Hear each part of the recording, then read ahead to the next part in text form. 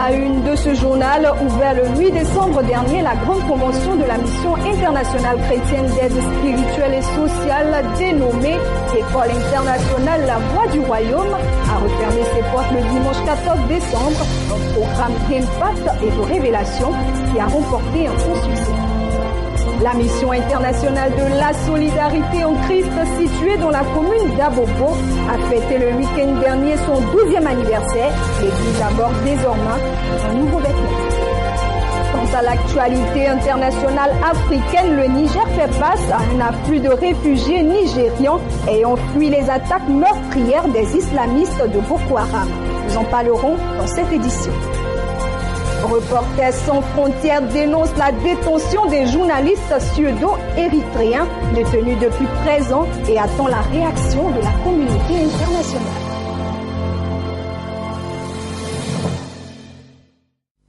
Madame, Monsieur, bonjour et bienvenue à ce point de l'actualité sur Béni TV. Merci de choisir notre chaîne pour votre information.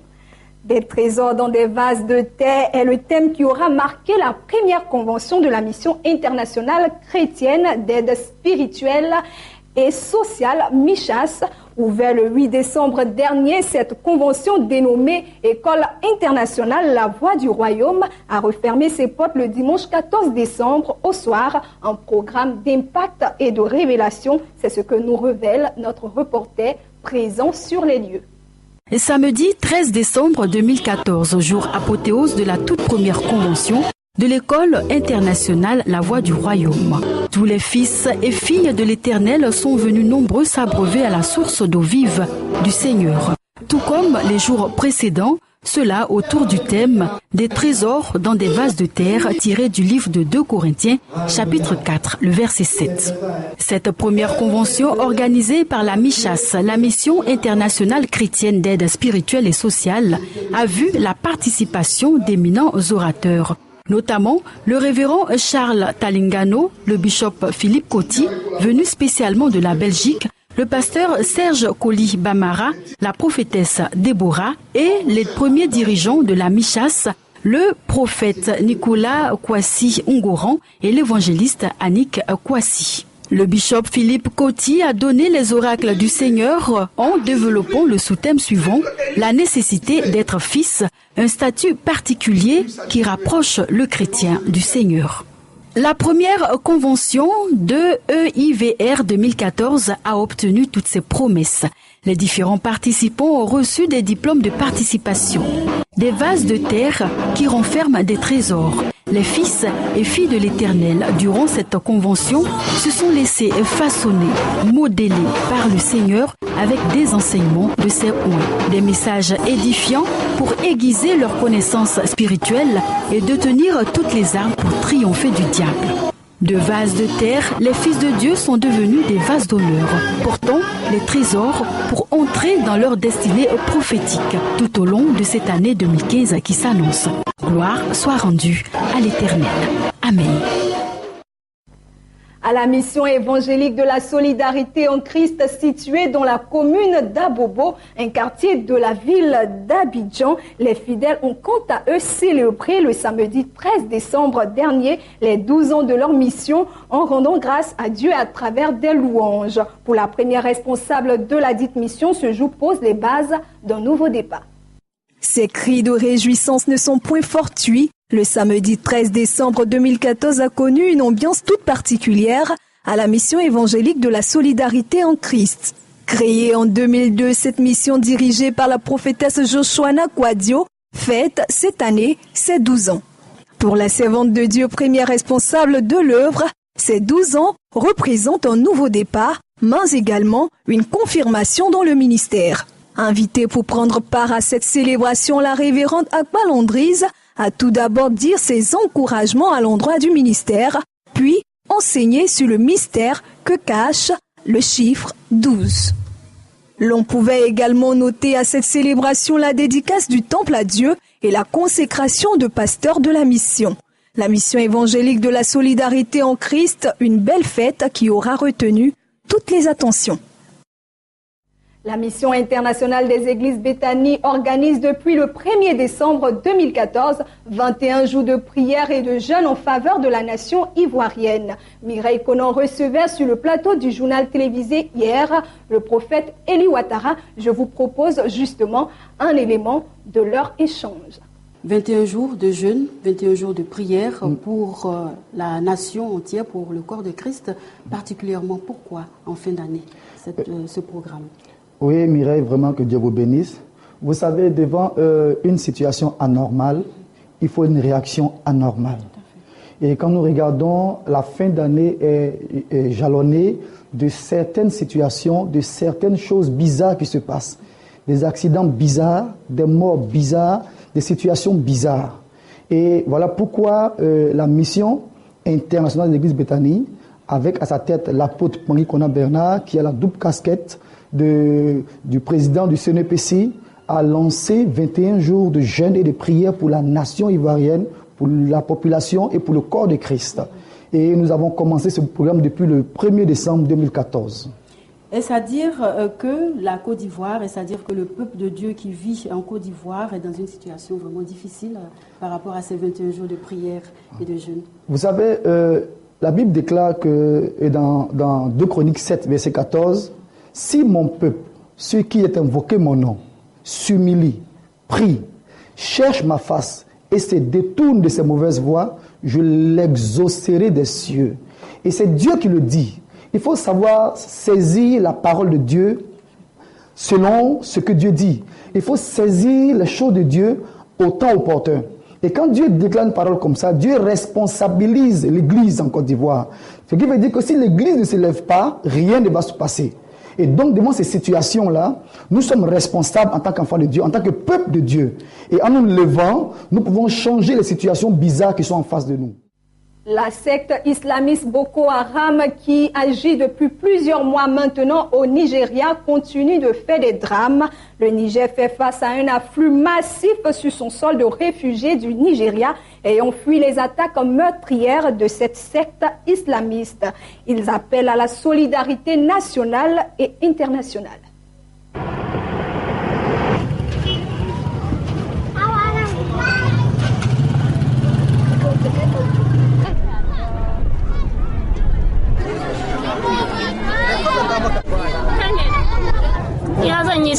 J'étais au village avec mon mari et mes 7 enfants quand les insurgés sont arrivés.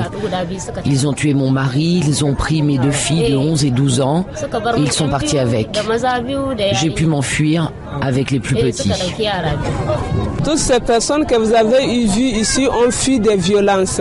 Ils ont vécu en fait en réalité eux-mêmes les violences au niveau du site de Damasak. Il y en a aussi ici des centaines de familles qui soit sont en séparation, la famille ne trouve pas le reste de leur famille, des femmes qui ont vu leur mari tué, des femmes qui ne savent pas aujourd'hui où se trouvent des enfants même séparés de leur famille, etc. Donc on a tous les genres de situations ici. Au Kenya, on veille pour les morts du Soudan du Sud. Une veillée aux bougies a été organisée à Nairobi ce lundi 15 décembre 2014 pour commémorer les milliers de morts en un an de conflit au Soudan du Sud.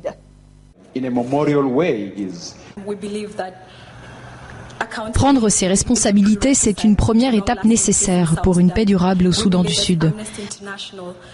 Amnesty International estime qu'il faut mettre fin au sentiment d'impunité, non seulement pour aider à panser les plaies des victimes et de la population en général, mais aussi pour empêcher dans le futur de possibles violations des droits de l'homme. Certains de ceux qui sont partis auraient pu être ingénieurs, d'autres auraient pu être chauffeurs. Ensemble, nous allons construire le Soudan du Sud. Certaines auraient pu être des mères, de futures mères. Ça aurait été un rêve. Le Soudan du Sud n'est pas seulement fait de pierre, de terre. Le Soudan du Sud, c'est un peuple. Je vous demande que l'on se réconcilie.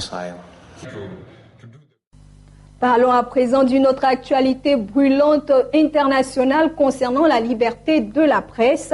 Reporters sans frontières dénonce la détention des journalistes suédo-érythréens depuis 13 ans dans son pays.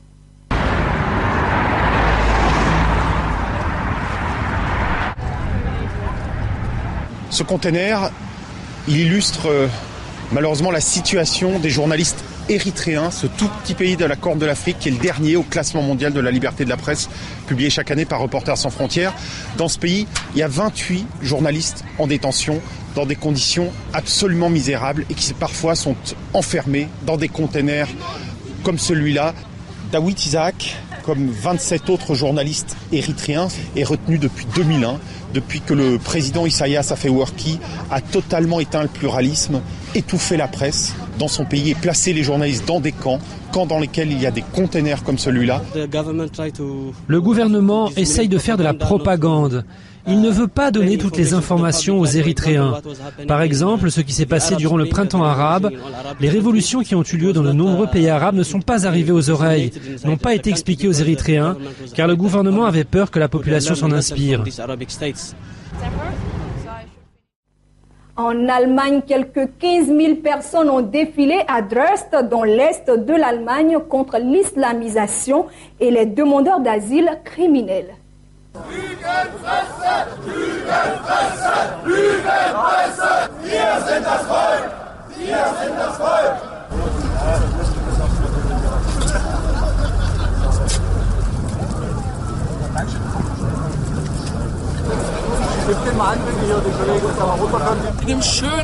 In der schönen Ferienanlage. Il n'y a pas d'abus du droit d'asile, il n'y a que des réfugiés dont la vie était menacée. Vous y croyez tous ? Vous y croyez tous ? 70% des demandeurs d'asile sont des réfugiés économiques. L'islamisation a bien lieu. Elle se passe dans nos écoles, dans nos crèches, où on ne propose plus de menus avec du porc. Nous ne voulons pas ça.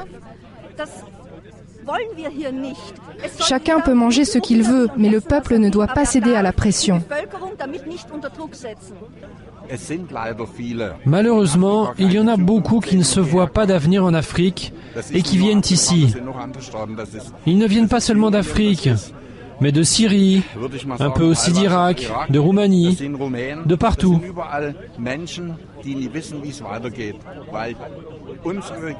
Et notre gouvernement, et l'Europe en général, ils ne prennent aucune mesure, pas plus économique que politique.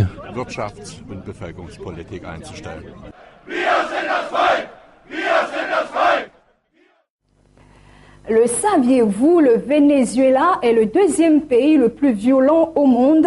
Alors pour certains, la sécurité n'est pas un sujet à prendre à la légère. Les Vénézuéliens les plus fortunés sont prêts à dépenser des dizaines de milliers de dollars pour assurer leur protection. Dans cette entreprise de sécurité de Caracas, on peut faire blinder sa voiture et l'équiper de vitres résistantes aux balles pour quelques dizaines de milliers de dollars. Une somme que de plus en plus de Vénézuéliens sont prêts à dépenser pour assurer leur sécurité. Ça peut être un grand chef d'entreprise comme une personne ordinaire qui possède un petit commerce. Cela ne fait pas de différence quand il s'agit de blinder une voiture.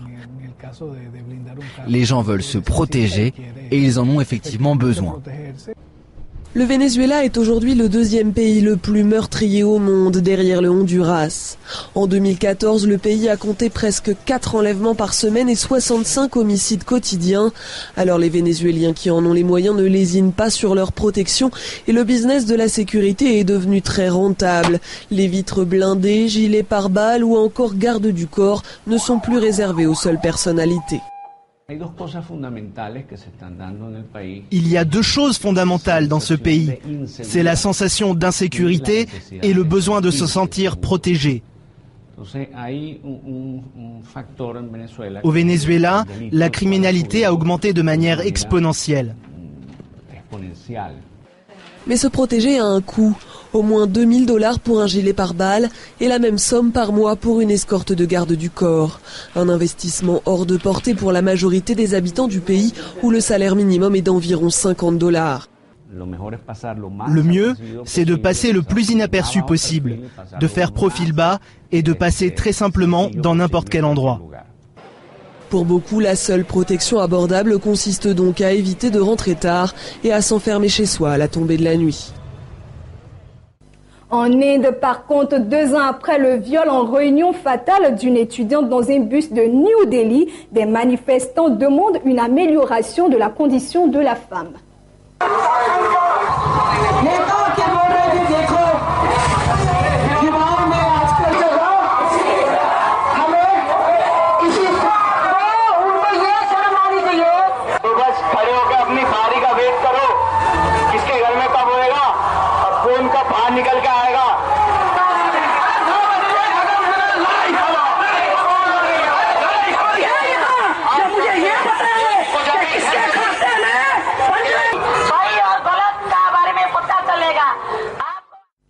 Afin de prévenir toute autre action de ce type, parlons toujours de ce viol en réunion de cette jeune fille à New Delhi il y a 2 ans. Les chauffeurs de Richwak doivent suivre une formation de sensibilisation aux gens afin d'éviter et d'améliorer la sécurité de la femme. Heure de pointe à Delhi. Des milliers de personnes rentrent à la maison. Et pour beaucoup de femmes, le choix de leur moyen de transport est une question cruciale. 2 ans après le viol en réunion fatale d'une étudiante dans un bus de Delhi et 1 semaine après le viol d'une passagère par un chauffeur de la société de voiturage Uber, la sécurité des femmes continue de poser problème dans la capitale indienne. Je ne me sens vraiment pas en sécurité parce qu'il y a des voyous qui rôdent dans le coin. Vous fixent du regard. Beaucoup de personnes sont mauvaises et vous regardent comme un objet sexuel. Après l'agression, Uber a été interdit d'opérer à New Delhi. L'entreprise est critiquée pour ne pas avoir vérifié le casier judiciaire du conducteur, sous le coup de plusieurs mises en examen pour viol et vol. L'affaire a poussé les chauffeurs de taxi de la ville à réclamer au gouvernement des mesures plus drastiques afin de réguler ces sociétés de voiturage. Une chose dont nous devons nous souvenir, c'est que ce n'est pas un service technologique. C'est un service de taxi. Nous devons comprendre la mentalité des conducteurs, comprendre les défis de ce secteur, comprendre la façon de réguler et contrôler ces questions. Nous avons aussi un environnement et un écosystème qui rendent cela très difficile. En réponse, les autorités ont imposé des cours obligatoires de sensibilisation pour les chauffeurs de rickshaw. Avant d'être attaquée avec son compagnon, l'étudiante victime du viol collectif de 2012 avait tenté, en vain, de héler un rickshaw. Son agression a réveillé les consciences du côté des conducteurs. La mentalité de tous les conducteurs, même des plus expérimentés, a changé. Quand nous voyons une femme sur la route à minuit ou 1h du matin, ça nous rappelle ce viol collectif dans un bus. Je fais de mon mieux pour déposer les femmes en toute sécurité. Près d'un tiers des 120 000 chauffeurs de rickshaw de la ville ont suivi ces cours. Une fois achevés, la formation leur permet d'afficher l'inscription « Ce rickshaw responsable respecte et protège les femmes » sur leur véhicule. Mais avec plus de 25 000 viols déclarés à Delhi cette année, la route reste longue avant que les femmes puissent se sentir pleinement en sécurité lorsqu'elles se déplacent dans la capitale. Au Pakistan, au moins 100 enfants ont trouvé la mort dans l'attaque d'une école. Elle se présente comme l'une des plus meurtrières organisées par les talibans dans ce pays. C'est l'une des pires attaques perpétrées par des talibans au Pakistan. Ils ont visé une école ce matin et ont fait au moins 126 victimes, dont plus d'une centaine d'enfants. Des hommes armés ont pris d'assaut cette école gérée par l'armée pakistanaise et des terroristes kamikazes ont aussi pénétré à l'intérieur de l'établissement. 3 fortes explosions ont retenti selon plusieurs témoins. L'école était en pleine séance d'examen et jusqu'à 500 personnes se trouvaient à l'intérieur au moment de l'attaque, ce qui laisse craindre un bilan encore pire. Selon un professeur, les militaires auraient mis 1 demi-heure pour intervenir. Les antibiotiques, vous les connaissez certainement ou vous en avez entendu parler. Une commission d'experts réunie par le gouvernement britannique s'inquiète du risque de voir la résistance aux antibiotiques causer 10 millions de morts par an dans le monde en 2050. La découverte de la pénicilline par Alexander Fleming en 1928, le développement des antibiotiques a révolutionné le traitement des maladies infectieuses. Cependant, avec leur utilisation croissante, les bactéries ont appris à se défendre, car ce sont des êtres vivants qui évoluent. De ce fait, elles sont capables de s'adapter aux antibiotiques. Le traitement devient dès lors inefficace. Certaines bactéries résistent à plusieurs antibiotiques. Elles sont alors multirésistantes. Les bactéries ont développé 3 stratégies de résistance pour rendre les antibiotiques inefficaces. La première stratégie est la mutation qu'on appelle également camouflage. Pour agir, un antibiotique doit se fixer sur sa cible. Si cette cible change d'apparence suite à une mutation, il empêche ainsi la liaison de l'antibiotique. Un exemple est la résistance à la streptomycine, un des premiers antibiotiques contre la tuberculose. La deuxième astuce des bactéries est la modification de l'antibiotique qu'on nomme également brouillage. Pour se défendre, une souche de bactéries fabrique une enzyme qui change la composition de l'antibiotique. Du coup, ce médicament ne peut plus agir. La résistance aux pénicillines en est le résultat. La troisième stratégie est le blindage. La bactérie ferme tout simplement les pores par lesquels l'antibiotique pénètre dans la cellule. Une autre variante consiste à rejeter les antibiotiques par pompage hors de la cellule dès qu'ils essayent de pénétrer. La bactérie recrache ainsi les composés toxiques. Les chercheurs insistent sur la nécessité de limiter l'usage excessif des antibiotiques qui reste la principale cause du développement de la résistance microbienne. Madame, Monsieur, merci de nous avoir suivis. Ce journal vous a été proposé par l'ensemble de la rédaction de Béni TV. Merci de suivre nos programmes qui continuent sur le www.beni.tv.